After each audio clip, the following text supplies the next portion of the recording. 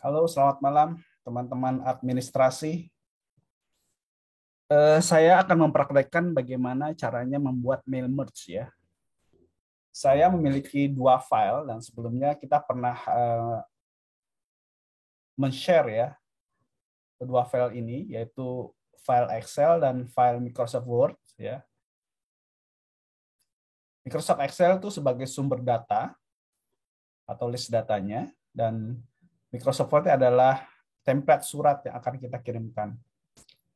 Nah, teman-teman, bagi yang belum dapat, nanti mungkin saya akan share di link ya, karena video ini akan saya tampilkan di channel YouTube ya.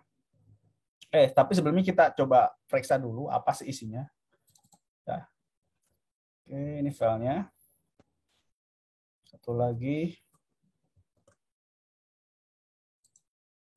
Ya, support. Nah, ini template suratnya, teman-teman. Sedangkan yang Excel adalah template dari sumber data ya. Di sumber data ini ada kolom A, ini ada baris satu ya, ada nomor kontrak, nomor karyawan, nama, tanggal mulai, tanggal berakhir, gaji, unit kerja, lokasi kantor, status. Dan satu lagi suratnya ini ya. Nah, kita akan menghubungkan sumber data ini ke dalam template Microsoft Word. Nah, ceritanya kita diberi tugas sebagai orang administrasi untuk mengirimkan surat pemberitahuan ya kepada masing-masing nama ini ya secara sendiri-sendiri gitu ya. Contohnya ke Rahman Abdul ya. Misalnya ke Adriansah ya. Jadi masing-masing orang akan kita buatkan surat. Nah, kebetulan ada berapa ini? Ada 80 ya. 80 orang. Ya, ada 80 orang. Nah, kalau kita ketik manual di sini namanya satu-satu kan lama ya, dan memang perlu energi besar ya untuk membuat surat untuk 80 orang. Sebetulnya kalau 80, kalau sampai 100 bahkan sampai ribuan orang itu kan nggak mungkin kita ketik satu-satu. Karena itulah ada fasilitas atau fitur mailings di sini ya, atau mail merge ya kalau kita klik dalam ini. Mail merge ini untuk memenuhi kebutuhan kita tadi membuat surat gabungan ya. Oke. Sekarang saya coba set by set ya. Nah, ini ya. Saya set by set. Ya, ceritanya ini kan, misalnya nama akan saya sisipkan di sini. Ya, kepada yang terhormat namanya siapa di sini. Kemudian nomor kontrak saya ambil dari sini, nomor kontrak ini ya. 1, 2 dan seterusnya. Kemudian tanggal mulai ini ya, tanggal mulai ini. Kemudian ada tanggal berakhir dan gaji ya sini, informasi gaji. Kita perbesar yang Excel. Kebetulan di sumber datanya ini format tanggalnya itu masih seperti ini ya teman-teman ya. Super besar. Masih seperti ini ya. Belum sesuai dengan apa yang kita harapkan. Nah, kita harus merubahnya terlebih dahulu. Cerita ini ambil tarikan dari sistem gitu ya, karena format dari sistem biasanya seperti ini. Tahun, bulan, ya, dan tanggal gitu, dan digabung seperti ini. Nah, kita akan merubahnya menjadi format tanggal terlebih dahulu. Ya, caranya gimana? Sumber datanya ini, oke, kolom E ini kita klik ini ya. Kita klik, kita menggunakan fitur data ini, text to column, teman-teman. Text to column, kita klik. Di sini ada delimited, kita lanjutkan, next. Kemudian kita lanjutkan lagi. Nah, ini ada date, kita klik di sini. Nah, teman-teman harus perhatikan sumber datanya ini formatnya seperti apa. Ini ada YYMMD. Jadi YMD ya. Kebetulan di sini ada DMY ya. Kita harus berubah sesuai dengan apa yang ada di data kita ini. YMD. Jadi akan membacanya seperti format yang ada di kolom E ya, YMD. Ya, ini sudah sesuai. Jadi akan kita berubah menjadi format seperti yang ada di tanggal ini ya. Kita tinggal finish saja. Nah, ini sudah berubah ya teman-teman. Ini sudah berubah sampai ke bawah. Jadi teman-teman nggak perlu lagi edit satu-satu. Ini sangat efektif ya, kalau kebetulan memang dapetnya sampai ratusan atau ribuan. Kita lanjutkan untuk yang kolom F. Kolom F juga seperti itu. Sorry, ada motor lewat ini ya. Text to kolom. Ini sengaja kita ulang supaya teman-teman memahami ya. Saya ulang materinya seperti ini, IMD. Finish. Nah, berubah. Ini format gaji. Ya, ini kebetulan ada udah terpisah menjadi apa? Ada ribuannya ya, 3 juta nih. Ada ribuan di sini, ada pemisah ribuannya. Nah, teman-teman, kalau format yang ada di Excel ini tidak terbaca ketika kita menghubungkannya menggunakan mail merge ini. Di sini naruhnya. Tidak terhubung dia. Apa sih formatnya tidak terbawa gitu. Jadi mungkin munculnya misalnya gaji ya, ini gaji 3 ya. Terus sama angka nolnya 6 ya, 3 juta tapi tanpa pemisah ribuannya. Nanti kita akan coba atasi itu dengan teknik tertentu ya. Sebetulnya ada teknik lagi ya, memang teknik tersendiri beda dari yang akan saya sampaikan ini, tapi ini mungkin nanti akan saya sampaikan di video yang lain ya. Karena kalau ini kan ada merubah format ya, format settingan ya. Oke, ini sudah selesai, kita rubah menjadi tanggal. Sudah, kemudian ini ada status ya, ini teman-teman sekalian untuk latihan ya. Ceritanya status ini kontraknya kita anggap berakhir kalau tanggal berakhirnya melebihi atau sama ya dengan tanggal hari ini. Ini kebetulan hari ini hari ini tanggal 9 April 2022. Nah, teman-teman administrasi nanti membuat statusnya untuk masing-masing kontrak ya. Ya kebetulan ada nomornya ini. Nah, berdasarkan tanggal berakhir ini. Nah, kita membuat statusnya bisa menggunakan rumus if ya. Kita mulai ya. Sama dengan if atau jika tanggal berakhir lebih besar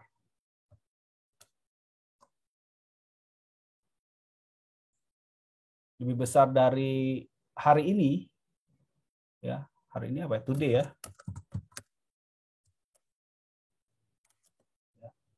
Maka koma ini ya. Nah, untuk koma atau titik koma, teman-teman perhatikan aja di rumus ini. Kalau memang format kita atau di control panel di region setting kita sudah pakai koma, ya ikuti aja koma ya. Nanti kalau kebetulan kalau bahasa Indonesia pakai titik koma ya. Saya settingnya ini di control panel saya itu English United Kingdom ya. Jadi kita ikuti aja ya teman-teman ya.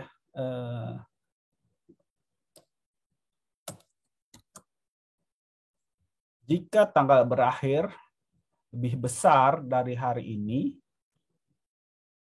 ya maka kita anggap expired. Benar nggak ya? Oke, nanti kita cas saja ya. Dan sisanya tidak expired atau not expired ya. Expired. Oke, kita tes, kita enter. Nah, benar teman-teman.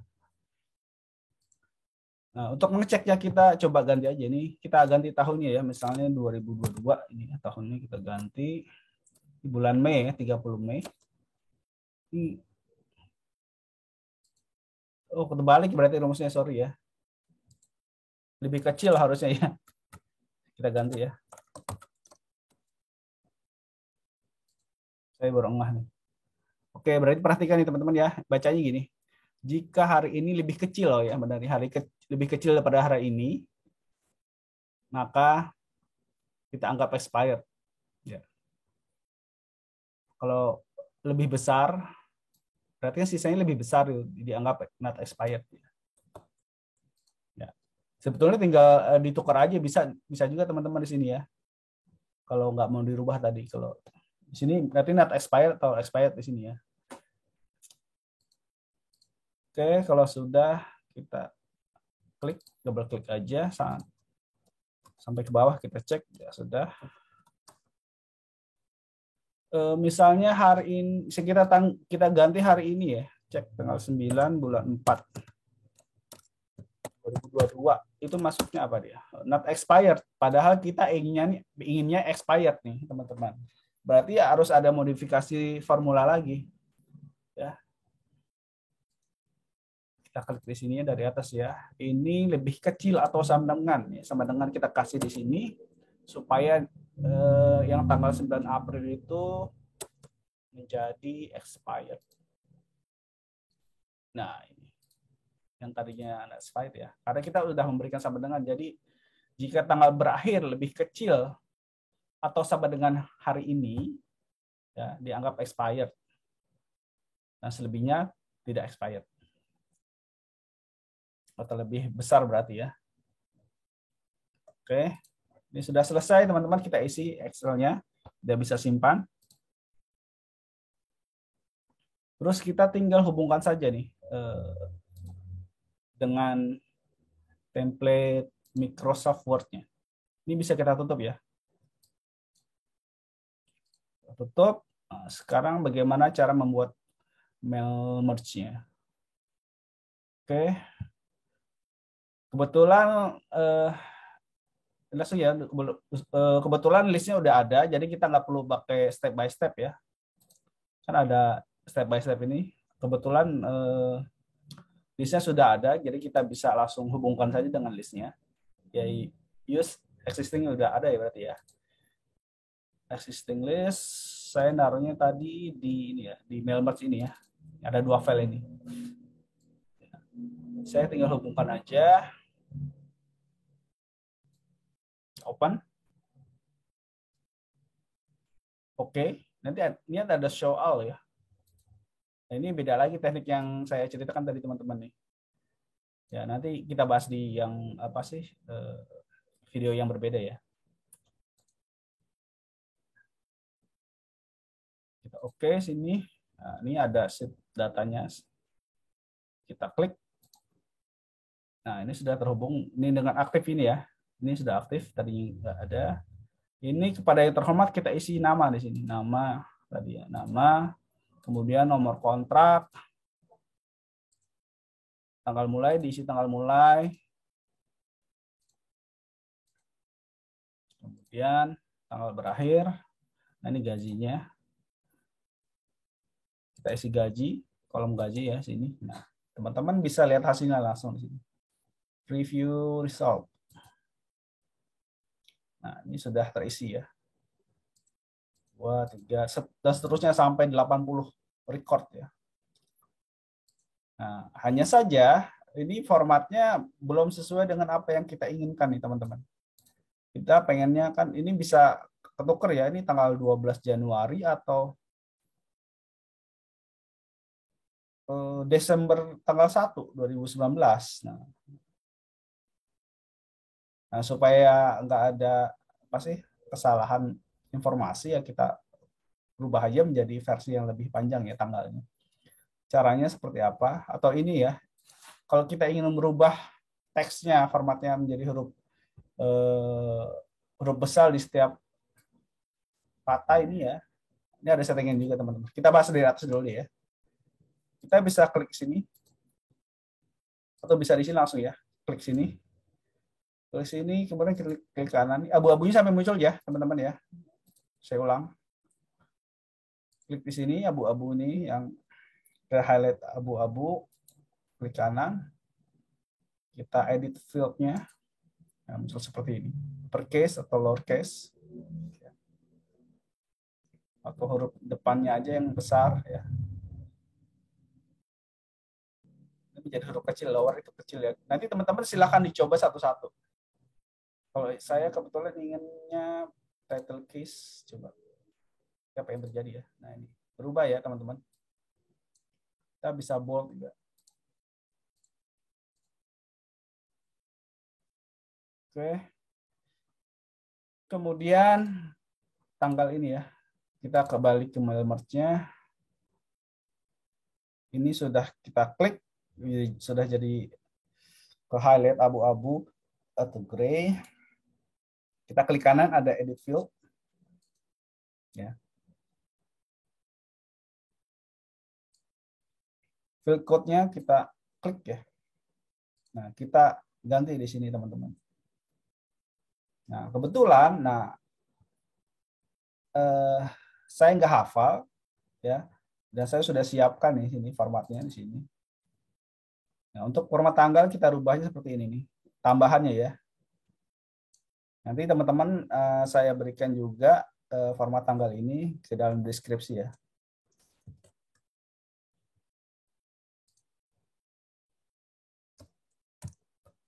Karena kalau nggak kita gunakan setiap hari atau bukan daily job kita, ya lupa. Tapi teman-teman kan bisa simpan filenya ini. Oke, suatu saat dibutuhkan, tinggal dibuka. Ya, ini formatnya berarti kan kita rubah ya, menjadi DD itu hari ya. Ini M-nya, M model yang panjang gitu ya. Kemudian Y-nya 4 kali berarti full tahun ya. Oke, udah kita oke saja. Nah, ini berubah ya, jadi 1 Desember ternyata datanya. 1 Desember 2019. Ini juga kita rubah field codes, kita paste sini ya. Ini nggak boleh huruf kecil format kapital atau huruf besar, huruf kecil diperhatikan ya. Misalnya M-nya kita ganti huruf kecil, nanti mungkin nggak bisa ya. Saya pernah coba, jadi nggak jalan di sini. Jadi teman-teman harus perhatikan format ini harus sesuai.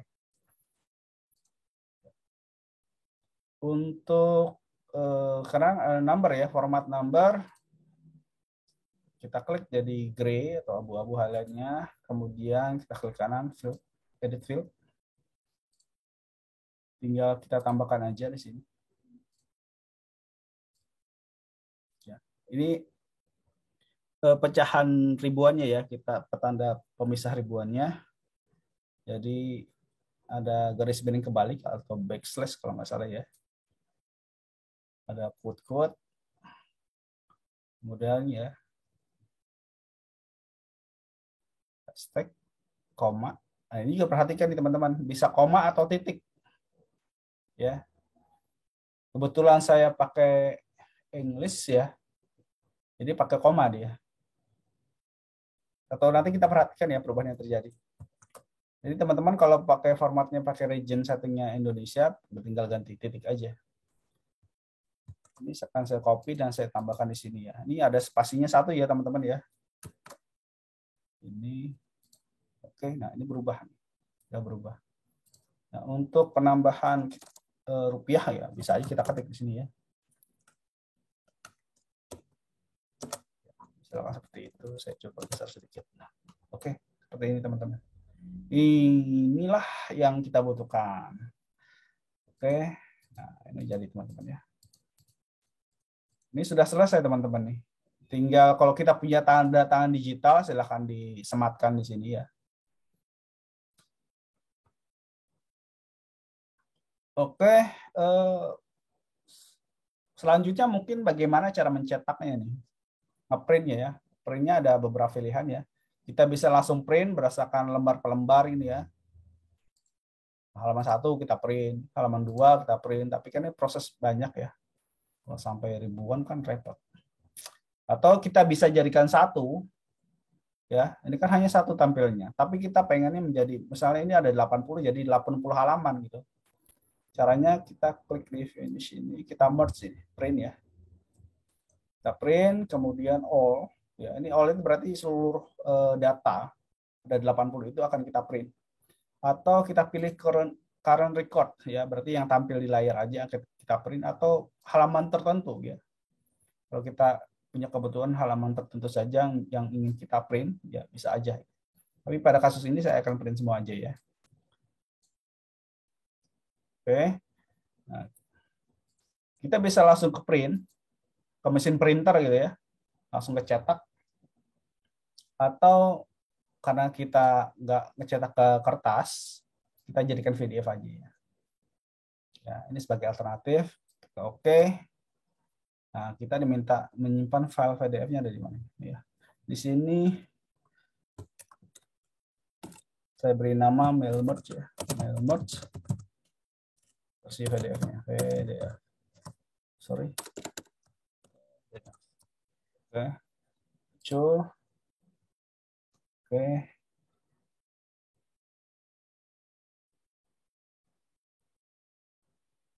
Kita lihat di foldernya. Nah, ini sudah muncul ya teman-teman.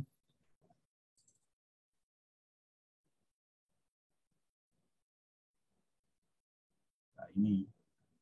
Nah, pertama, kedua, tiga, keempat, dan seterusnya ya, sampai halaman terakhir. Kita bisa lihat paling bawah. Ya, ada 80. Nah, teman-teman,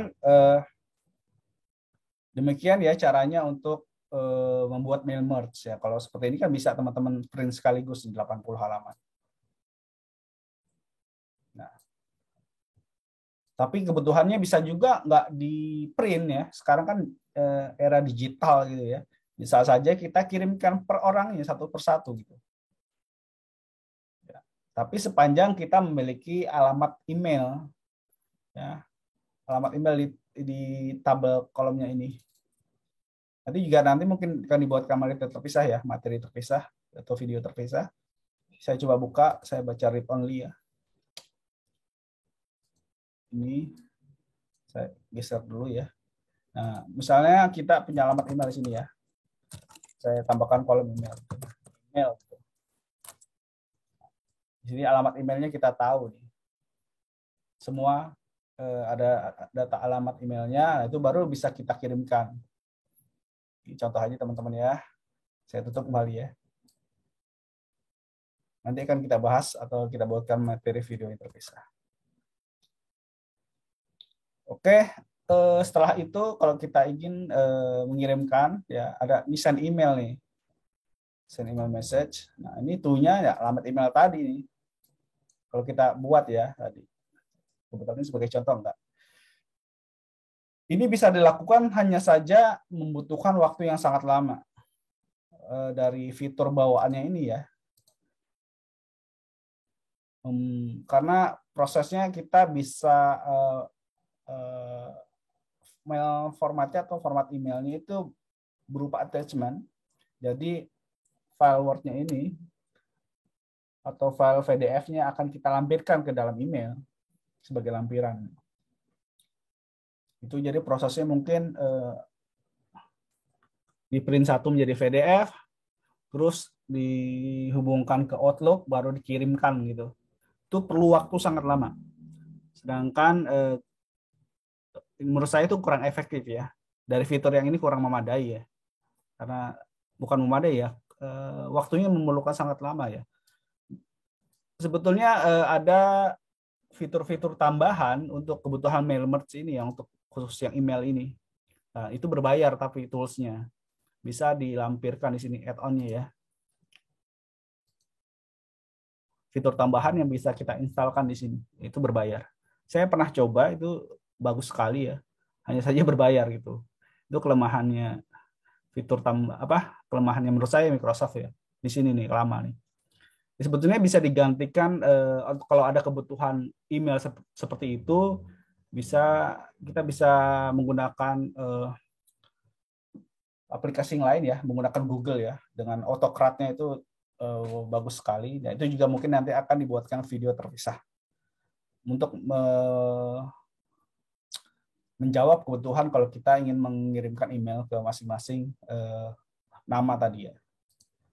Oke, demikian. Selamat malam teman-teman. Semoga video ini bermanfaat. Sampai jumpa di video yang lain. Terima kasih.